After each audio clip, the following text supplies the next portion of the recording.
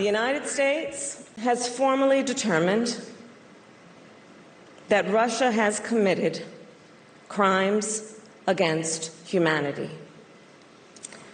And I say to all those who have perpetrated these crimes and to their superiors who are complicit in these crimes, you will be held to account. These remarks from Vice President Harris came today during the Munich Security Conference. And among the war crimes, the VP noting that Russian soldiers have conducted widespread violence against Ukrainian civilians, and this includes gruesome acts of murder, torture, and rape. It was not just Russia on the mind of U.S. leaders today. U.S. Secretary of State Antony Blinken met with China's top diplomat today. It is the first meeting since the U.S. shot down an alleged spy balloon from China. In a statement sent to NewsNation, Blinken said he made it clear that China sending its surveillance balloon over the U.S. is a, quote, unacceptable violation of U.S. sovereignty, and the irresponsible act must never again occur. Let's bring in the founder and executive director of the National Security Institute, Jamil Jaffer. Thank you so much for being here. Thanks for having me, Natasha. Let's start with today's announcement from Vice President Harris. And we now know that Russia will face consequences of some kind for their alleged widespread and systemic crimes in Ukraine.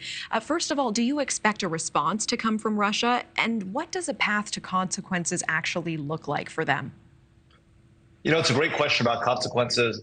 With respect to the response from Russia, Russia hasn't really responded since the U.S. began accusing them of war crimes last March. This began with the initial allegations about all the targeted killings, the attacks on civilians, the rape, the torture that we knew that Russia was using as part of its war effort.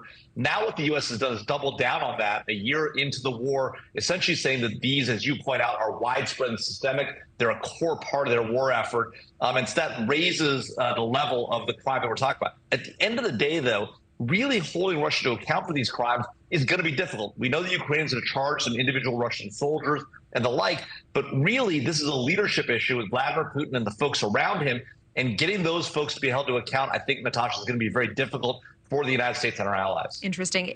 What is the most likely path forward to holding them to account? Well, you know, in the past, when we've held international leaders to account, we've had war crimes tribunals set up, and we brought those people in at the end of a conflict to those war crimes tribunals. Slobodan Milosevic and the like in the International Criminal Tribunal for the former Yugoslavia is one example of that.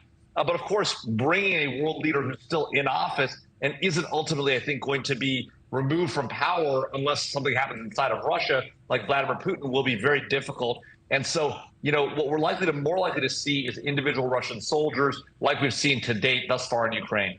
And Vice President Harris also condemned the actions of Russia's allies. Let's take a quick listen to that together.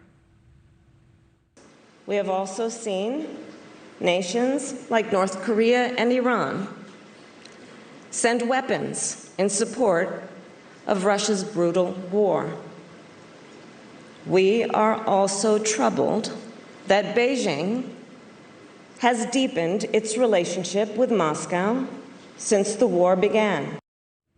So do you think that China, North Korea, or Iran would be willing to stop their support of Russia? And if so, how would that happen? Are they incentivized to do this at this time?